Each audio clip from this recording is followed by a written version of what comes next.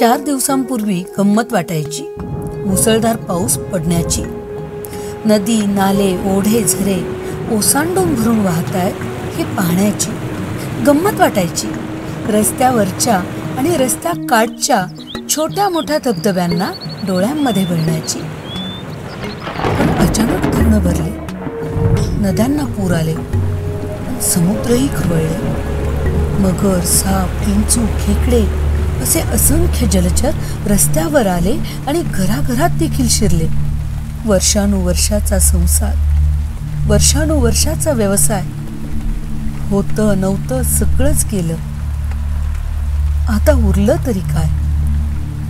एकच एक टाहो फुटला, काळीच जड करून गेला. गमती गमतीत निसर्ग राजा मांडलेला डाव मोडून गेला. मांडलेला डाव मोडून गेला.